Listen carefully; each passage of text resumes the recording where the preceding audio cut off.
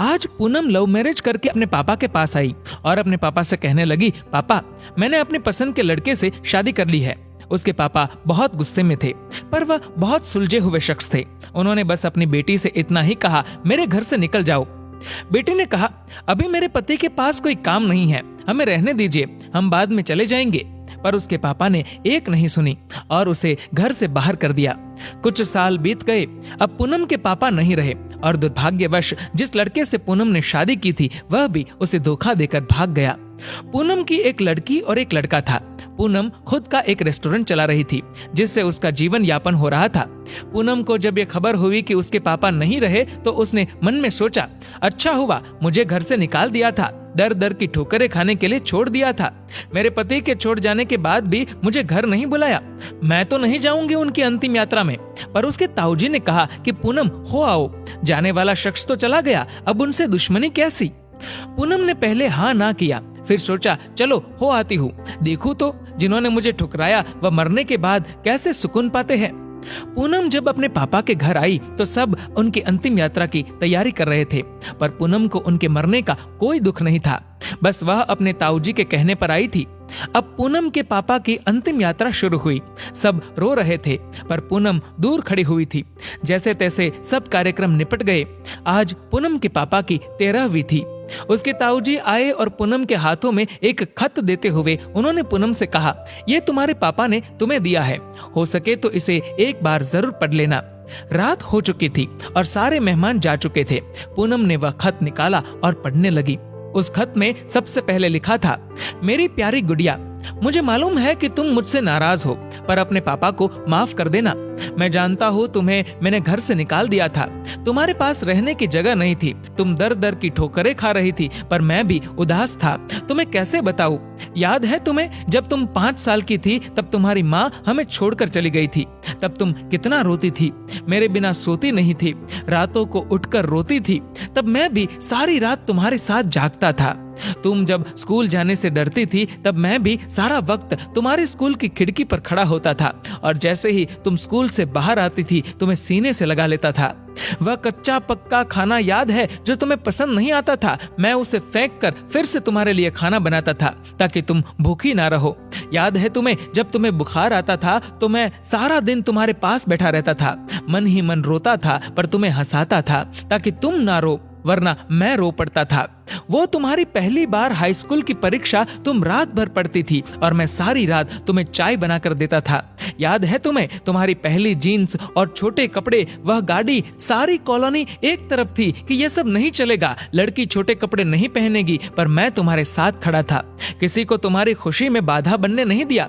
तुम्हारा वह रातों को देर से घर आना, डिस्को जाना, लड़कों के साथ घूमना, इन सब बातों को कभी मैंने गौर नहीं किया, क्योंकि तुम जिस उम्र में थी उस उम्र में ये सब थोड़ा बहुत होता है। पर एक दिन तुम ऐसे लड़के से शादी कर घर आई, वह भी उस लड़के से जिसके बारे में तुम्हें कुछ भी पता नहीं था।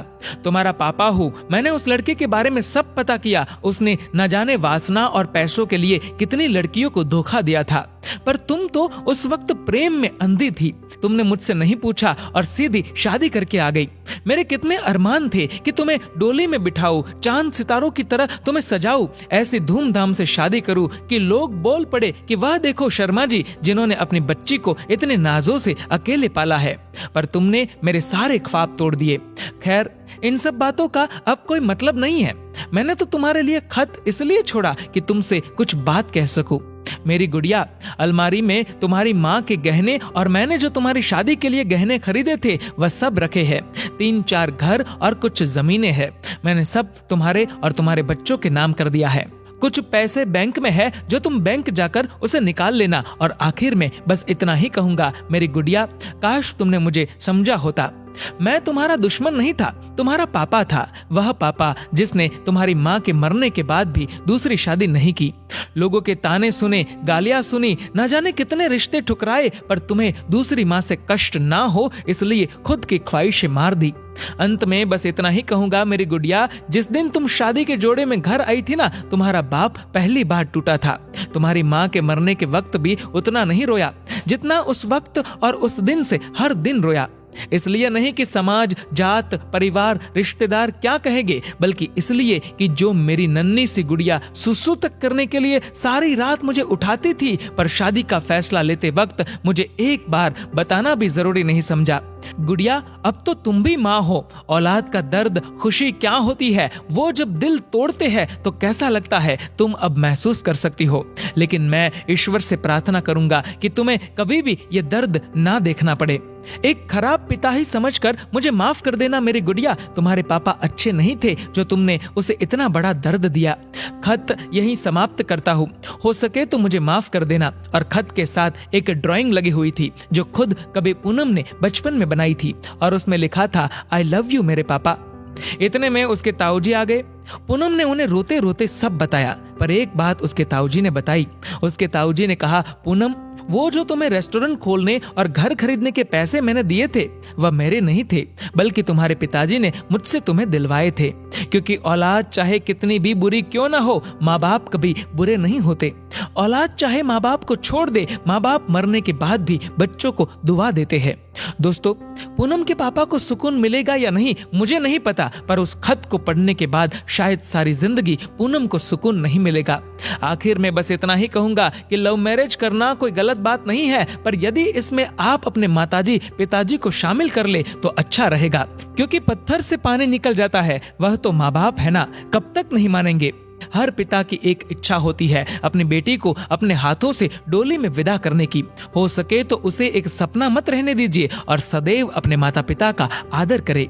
दोस्तों, इस वीडियो को लेकर आपकी क्या राय है नीचे कमेंट करके जरूर बताएगा। और अगर आपको ये वीडियो अच्छा लगा हो तो इस वीडियो को लाइक करेगा, शेयर करेगा ज्यादा से ज्यादा लोगों तक। और ऐसे ही और भी इंस्पिरेशनल वीडियोस के लिए सब्सक्राइब करें हमारे यूट्यूब चैनल को और फेसबुक पर फॉलो करें हमारे पेज को। धन्यवाद।